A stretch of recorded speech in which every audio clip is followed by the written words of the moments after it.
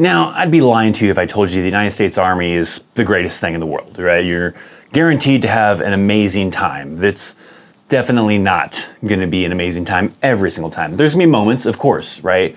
But there's certain things that probably will be the worst things about actually being in the Army. And I kind of want to be able to give you that kind of up front, right?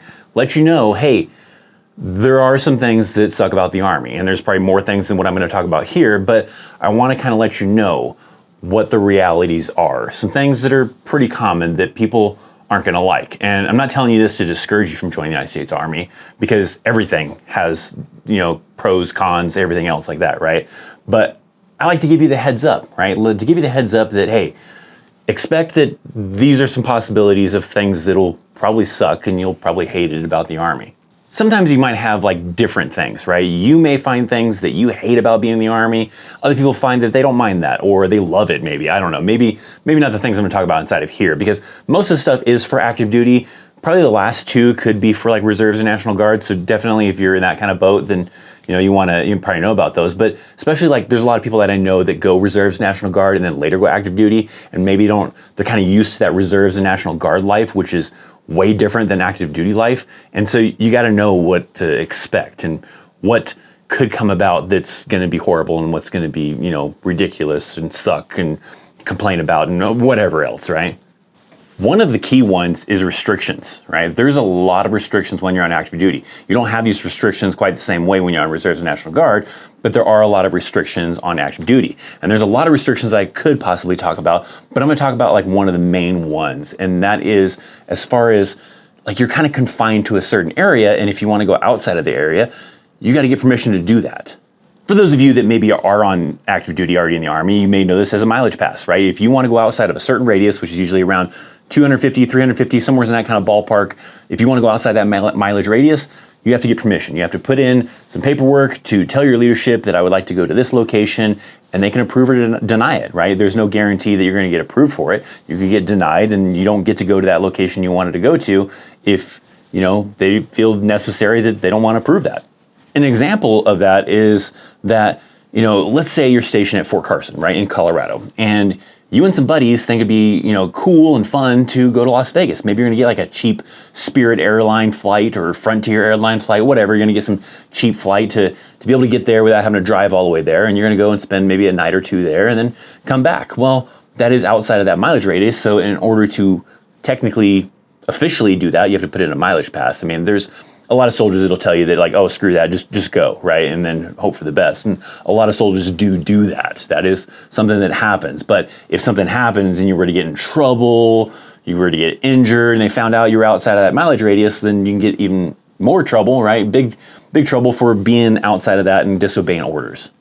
So if you want to do something fun like that, you got to kind of pre-plan it. And sometimes you want to do fun, spontaneous stuff. So there's a lot of restrictions, and people kind of hate that. I mean, I know somebody who is going to be in that situation pretty soon where I want to go do the Bataan Death March. If you guys are not familiar with that, this cool thing that they do down in Las Cruces area at White Sands Missile Range, I believe it is, over in New Mexico. I did it back in 2019. I want to do it again this year in 2025. And there's somebody I know that wants to also do it.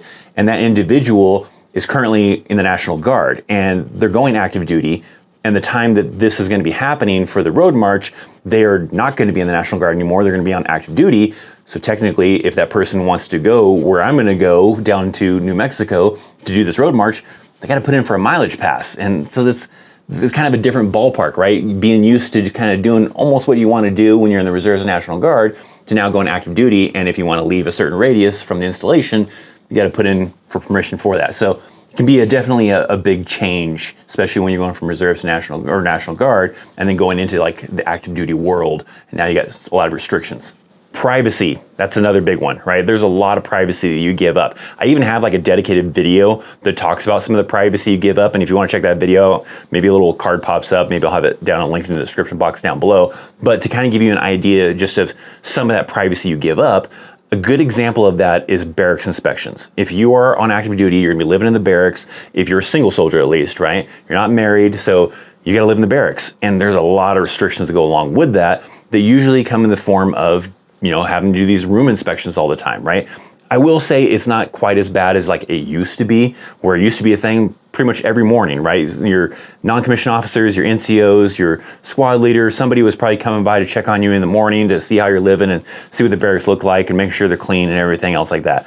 And they've kind of done away with that. There might be units that still do that, but most units have kind of like strayed away from that to try to give those single soldiers some privacy. But nonetheless, it does still happen, whether it happens once a week, once a month, once every other month. It really depends on the leadership, but nonetheless, they are still getting into your business. They're gonna come check out your barracks room. Yes, it's for a good reason, to make sure you're, not living in a filthy mess that's gonna make you sick all the time or something crazy, but it definitely still feels like you're being kind of invaded in your privacy, because they're gonna be looking around, seeing if things are dirty, seeing how you got things organized. They typically don't go through your drawers and stuff like that, but they could if they were doing like a health and welfare. But nonetheless, there's a lot of that privacy that kind of just feels like, you're kind of having to give it up, where you don't have that on the civilian side, right? Your employer is not going to come to your house, come to your apartment ever to come check on it. It's none of their business type of thing. In the military and the Army, it kind of is part of their business, so they're going to come check on you. However often it may be, still is more often than you're going to get on the civilian side with your employer trying to come to your apartment or house. The challenging thing is also being away from your family, right? That could be your family back home. Maybe you're not married. Maybe you're a single individual, but your family is in a different state. Maybe even in a different country. If you're deployed to or not deployed, but maybe even stationed like Germany or Korea or something along those lines, well, then it's a little harder to kind of see your family when they're back in the States. Or if you're just stationed somewhere else that's not in a convenient location to be able to go visit family, then it kind of a little bit difficult to kind of see your loved ones, right? To see your mom, dad, brother, sister, whoever type of thing. And then of course, if you are married, well, there's still moments where you're gonna kind of be away from your spouse as well, because you gotta go to the field. And sometimes those field problems could be maybe a few days, maybe a few weeks, maybe a month, or you could end up going on deployments. They could either be like training deployments for maybe like 9 months, 6 months or something. It could be a combat deployment to a location. So there are gonna be moments, regardless if you're single or married, that you're gonna be away from family, whether that's mom and dad family or your spouse family and children family. You're still gonna have moments where you're gonna have to be apart and away from them, even on the Reserves and National Guard side, because you're gonna have to go off to do drill, you have to go off for like 2 weeks drill, or you get like activated to go do something for, a school or a deployment or something like that. Regardless, whether you're on your active duty or reserves or National Guard, you're gonna have moments where you're probably gonna have to spend some time away from family. And it can be tough for some individuals. Some people have a little bit better tolerance for that, but some people don't. And some people may have a little hard time adjusting to it. Maybe eventually you get used to it, maybe you don't. It really depends on the individual, I guess. We all hate bad leadership. I don't think there's anybody that thinks of this as a pro and be like, oh, I would love it to have bad leadership. Probably not, right? But we all are gonna have maybe moments here and there where we're gonna have bad leadership and we're gonna hate it. And on the civilian side, you get a boss that you don't like, or the boss that's doing things shady, or just not a very good boss. Maybe it's not doing things shady, but you don't like the way they run things, right? Then if you want, and you could just quit your job and go find a new job or something along those lines. Well, in the Army, in the military, you can't do that, right? You get a boss, you get a platoon sergeant, a squad leader, a platoon leader, whatever the case is, first sergeant, whatever, right? And you don't agree with their methods, they're doing shady things, or they're just bad leadership type of thing. You're kind of stuck with it. You can't go and I don't like my first line supervisor. I don't like my first sergeant. I want to switch to another unit. You can't do that. You're kind of stuck and having to deal with it. And so that can be a really challenging thing. And that's one of the big challenges that sometimes causes maybe a good soldier that maybe really wanted to be in the Army to decide that I don't want to deal with this anymore and I'm getting the hell out. And maybe they would have been a lifer. Maybe they would have been someone who would have stayed in for 20 plus years and retired and became a sergeant, major, first sergeant, whatever. But because of their experience they had with bad leadership, they didn't want to take the chance of dealing with that ever again. They're like, screw this, I'm getting the hell out. And it ruins good soldiers sometimes. So that can definitely be, I think, one of the big ones. I think that's probably the biggest thing I see soldiers decide that they don't want to be in the Army anymore, is because of leadership, right? And you don't have that control over things like you do on the civilian side. You can't just quit. You just got to kind of suck it up, hope for the best. If you're doing shady things, I mean, you can probably report that stuff. But if it's just simply you don't like that they make you work more than other people, or they're doing certain tactics or certain things, in a way that you don't agree with type of thing, but it's not illegal, not shady or whatever, there's nothing you can do about it. And you just kind of hope that maybe one day they'll move on to something else, or you move on to something else, or maybe it gets better, and you just got to deal with it. And it's definitely discouraging when you get in a situation like that. Sometimes being in the Army could come with some long hours. Sometimes it doesn't, right? But that definitely is a part that kind of sucks about being in the Army or being in the military, I guess, is that it doesn't matter how much you work, right? If you had to work from 6 o'clock in the morning till 6 o'clock at night, or 6 o'clock in the morning till midnight, whatever type of thing was, you don't get paid extra. You're going to get the same pay, because your pay is based on your rank, not how many hours you work or how hard you work.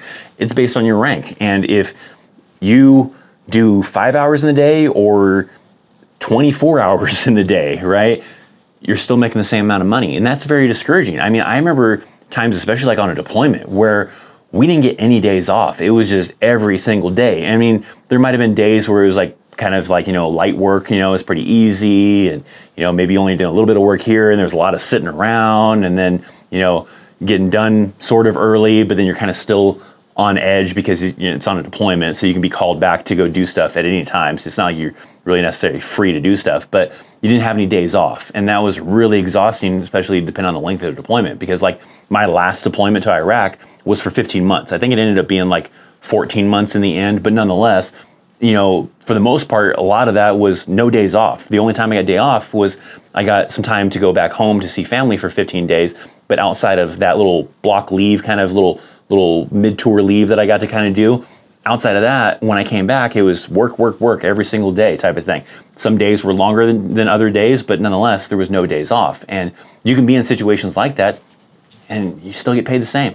There can be times where maybe it's not like that, right? I mean, I'm not going to say that every day is like that, right? There are some days where maybe we got really lucky, where we did PT in the morning, we came in to do some work at 9 o'clock, and then lunchtime came around and they were like, hey, we don't have a whole lot going on this afternoon, so just be available. If I call you, be in the area to where you can be here in 30 minutes, right? Don't go start drinking or anything crazy, and then for like 4:35, you haven't received a phone call from me. Cool, you're free to do whatever you got to do for the evening, take off, go have fun or whatever, but you got to be available. So you had days like that where sure, maybe you got off early or something like that, but then there's some days where you didn't, right? And you had to get stuck working for, several hours past when everybody else was getting off, and you're there and the sun's going down and you're stuck still doing whatever it is they want you to do, especially like you're getting ready to go to the field, go on a deployment, and those times can happen, right? I won't say they happen all the time. It's really going to vary based on the unit and what the mission is and what's going on around the time frame. But when it does occur, and however often it does occur,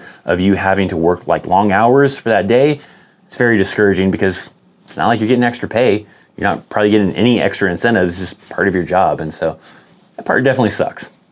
Now, I'm sure some of my veteran viewers can probably think of some other things, right? Things that they really hated, that was like some of the worst parts about being in the Army. And if you can think of something that you're like, you know what, in my time in service, we had to do this a lot, and we had to do that a lot. And that was one of the worst things that I hated having to do. And I'd love to hear about that stuff down in the comment section down below. So make sure to leave me some comments. For those of you that maybe are looking to join the military or the Army and you haven't joined yet, maybe you got some questions, and I'll do my best to answer as many questions as I can so my viewers can help me out and maybe answer some of those questions. But nonetheless, leave a comment. The algorithm loves comments, so leave me a comment down in the comment section. Hopefully you're subscribed to this channel. If not, now is a great time to hit that subscribe. If you want to support what I'm doing here on this channel, there's many ways to do so. You can join Chaos Elite. You can buy Chaos shirts from the ChristopherChaos.com website. Thanks for hanging out. Thanks for watching. Hopefully you enjoyed it. I'm Christopher Chaos. I'll see you next time. See ya.